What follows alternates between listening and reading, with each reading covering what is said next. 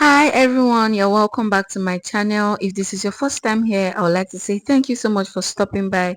And if you're a returning subscriber, you know that I really do love and appreciate you. So today I'm going to be taking you all behind the scenes of how we made 600 small chops. So yeah, let's get right into the video. You call me Quinola, Quinola. The journey of making 600 small chops is actually not for the weak. You need to be spiritually, mentally, psychologically, ready for this process actually. So at the time we got this order, we had to, take a trip all the way from Ikorodu to Mushin, Lagos. Reason being that there was a festival at the time whereby people cannot, come outside. Ladies can't come outside specifically, so we had to like go all the way to Lagos, and I loved this experience even though it was a bit stressful, but it was still worth it. So we went to Mushin, Lagos, and then we got some cartons of chicken. Now for 600 chicken, that's for the event, we had to buy about 8 cartons of chicken. We specifically bought 8 cartons of soft chicken, that's Nigerian chicken, so that the spices and everything we use for the barbecue will enter properly. So after that, we proceeded to where they usually sell water and maltina in bulk. All right, so when we were done purchasing the items, this was actually how we were able to carry it, because you guys, it wasn't something that was so easy like that, you understand. So these barrel pushers had to push from the location of the market down to when we where we wanted to like drop everything. Now this is owing you guys, if I tell you that this journey actually brought me and Owen together, you would not believe. Apparently, I went to stay over at my friend's place in Yaba, and then Owen happened to be our roommate. So myself and Owen now decided that since my friend was not around, Only just, told me that she was going to help me. So for some reason, I really do not know. Someone you're just meeting for the first time, she decided to help me, and I am really grateful for that. Now, when we were done at Yaba, this was just me trying to, say bid my farewell. And we now proceeded back to Ikorodu. Now, understand that this process actually took just 2 days of planning. In fact, let me just say less than 2 days of planning, because the order came in, but the payments were not made until Saturday morning, and the delivery was supposed to be on Monday morning. So you can just imagine having to leave Ikorodu, going to Mushin, and then coming back again to Ikorodu. Now, because of the timing, I got small chops from a vendor, like from a trusted small chops vendor in Surulere. All right, so I got small chops from them, the raw samosa and spring roll. Now when we were done, we arranged everything, and then we swung into action immediately. I decided to start barbecuing the chicken. I started marinating them one after the other. So we couldn't do this because of the quantity. We couldn't do the chicken at once. We had to do them like little by little, you know, and then we just proceeded to running everything.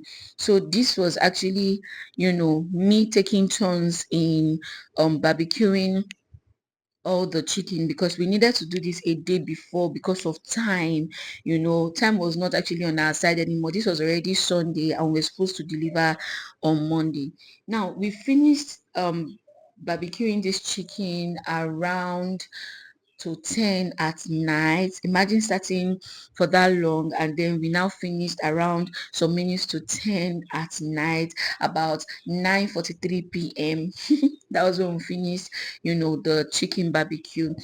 So per pack, we were supposed to package one hot dog, one samosa, two spring roll, one barbecue chicken, and four puff. So early that morning, we started cutting our hot dog, and then we started mixing our puff. This was about 4 a.m. the next day already, so we just had to start doing everything as much as we could in the morning. So early that morning we started, we had already started frying our samosa and our spring roll. So I got 1,200 pieces of spring roll and 600 pieces of samosa. Now for the puff, we divided it into three bowls so that it was going to be enough. We divided the puff into three bowls, not bowls per se, these are very big bath.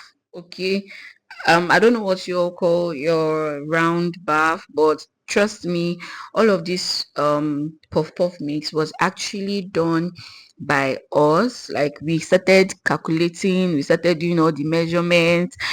So yes, there's actually a lot of calculation in catering. If you do not know that, please know that and know peace.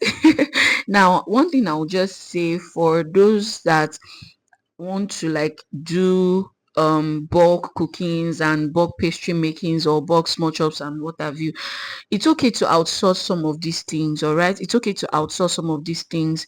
Even though we did majority of the things, you see that samosa and spring roll, there was no magic we could actually perform in order to achieve the making of the spring roll and samosa from the kitchen in such a short time. You understand? So it wasn't a something that maybe we had like 2 weeks to prepare for. Okay, it was, we just had to, we had already accepted the order, so we just needed to outsource some of the small chops things.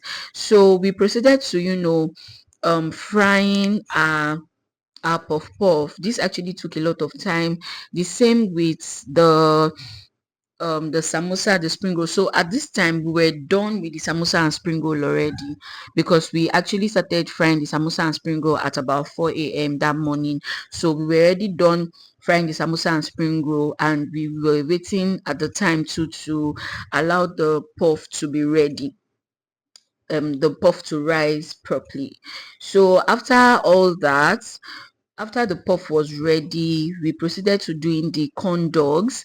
So this is actually how the corn dogs came out. You can see how beautiful they came out. So yes, this is just a clip of what 4 a.m. could actually look like sometimes in a caterer's home. All right, so yeah, when we were done doing all that, sorry, I'm just dropping a lot of clips. Kindly do well to just accept me the way I am at this point, because um I'm just grateful that I could record this at least.